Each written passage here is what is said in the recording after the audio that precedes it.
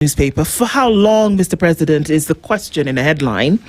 In what appears to be frustration among Kenyans over the government's lack of will to tackle the goons menace and the descent into lawlessness perpetrated by political leaders supporting President William Ruto against his opponents, the united opposition has now turned to the International Criminal Court, where they said, hey, uncles and aunties outside, please, come and see what's happening. Demanding scrutiny of the escalating violence and possible accountability for those responsible. The opposition says the ultimate buck stops with the president, whose government has a duty to protect Kenyans and uphold the rule of law.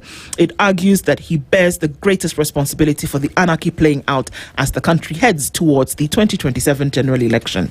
Goons with pangas, goons with rungus, people with baklavas, and just causing mayhem generally. The buck stops with the president, according to this headline, to get that sorted out. Kenya braces for El Nino fury as floods threaten key disruptions. That will continue to be an issue. We cannot leave it alone in terms of making sure. Report says many learners at senior school can't read or do basic maths. A study shows 3 in 10 CBE pioneers fail to grasp elementary grade 3 knowledge. Report blames inadequate funding and staffing and other inequities in public schools. After spending 7 years in school, many learners at junior school can't handle elementary tasks. New evidence shows that thousands of learners are moving through the education system without mastering basic reading and numeracy skills. 2 reports reveal that nearly 3 in 10 junior schools cannot read a simple grade 3 story or solve a basic mathematics problem. What have we said there? The problems are due to?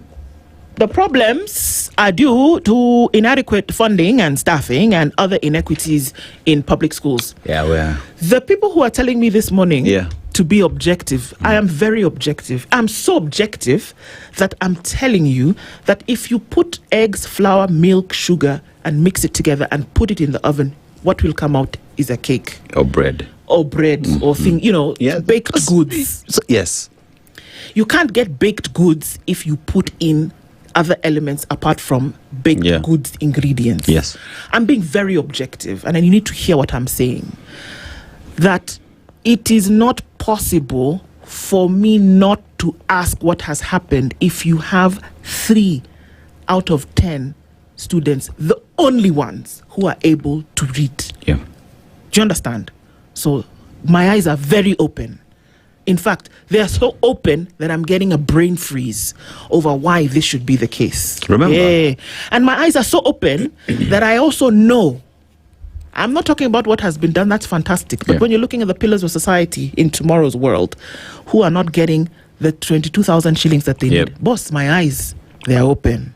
Objectivity is top notch. Because remember, it's not only just a single report. These are 2 reports that speak the same thing. What are the odds that both reports are wrong? Let's assume that the reports were wrong. What are you going to do about it in finding out the truth about that report? You'll be objective. Or are we... See?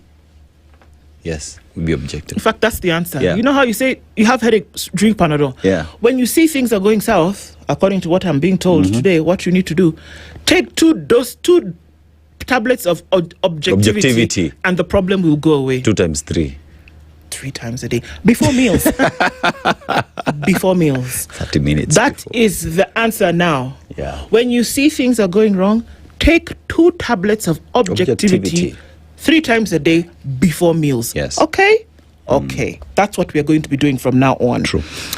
Meanwhile, what's going on is that an audit is raising hard questions on how top schools spend millions and why they're spending them. Revelations have emerged of deep financial and governance problems in some top national schools, with the Office of the Auditor General pointing to unauthorized levies, weak controls, and poor debt collection.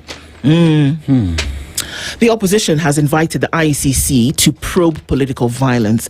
There was them coming together yesterday, and there's the picture of Justin Muturi, James Orengo, Chief Justice Emeritus David Maraga, Kalonzo Musyoka. Fred Matiang'i seems to be shouting at somebody, and Martha Karua and Eugene Wamalwa are all in this picture. And they're saying, you know what, now ICC, we're asking you to come and now let's talk. Okay, I don't know what that's going to wield, but because they do not trust that the criminal justice system within the country would deliver justice to Kenyans. Okay. Yeah. KNH boss, we still don't have... so there's a gentleman, his name is Lesiampe, and his appointment is being challenged. Petitioner has alleged that the chief executive has attained the mandatory retirement age acquired to head a state corporation. So they say, this dude is already past 65, 62, and he was picked as CEO on August 19th, 2025, and was confirmed for a one-year term from July 1st, 2026. And the petitioners are saying, no, he's past the age. Ojwang Doctor has gotten the nod as MPs say he can go ahead and sit at chair the Policing Oversight Authority. Uncle Doctor, your entry is full. Karibu Kazi. We have a lot to do. Let's get to it. Yeah. Heads must roll, Dr. Ari. Tell us. Don't even talk about the ones inside the police stations. Let's start there. So congratulations to Dr. Ojwang. He now will probably go on and chair IPOA. Many work to be done, sir. Nyoro gambles as DCP mistrusts his move. He was in a rally and the Nyoro we're talking about here is in Dindi Nyoro. Yeah. And MP says his political break with UDA followed a year of consultations with opposition leaders, but DCP leaders see this as a Ruto strategy to fragment the Mount Kenya region. Yeah. That's what we're being told. Yikes, there's quite a lot to get through in the Standard this morning. Health Summit, the sector's sick reality buried in lofty speeches. Achievements, big misses. You can have a look at one to the other. Achievements of Shah. This is the dose of objectivity this morning. Yep. Enactment of 4 laws governing UHC, namely the Social Health Insurance Act, a Primary Health Care Act, Digital Health Act, and Facility Improvement Act. Registration of 32.2 to Social Health Scheme. Employment of 107,800 CHPs to promote preventive and promotive health. Free emergency care in 24 hours by establishing a National Ambulance Center. 922 fully paid for by Shah from the Exchequer's allocation. I'm not going to go into the big misses. I want you to look at them. Ruto's appetite for debt shows no signs of slowing. We're talking about this at 8 o'clock today. Goons have given Homa Bay religious leaders difficult task. This is what Elias McCoy is saying in the opinion pages today. Dun-dun. That's what it looks like in the Standard. Get yourself a copy of the Standard newspaper or the Standard e-paper. www.standardmedia.co.ke.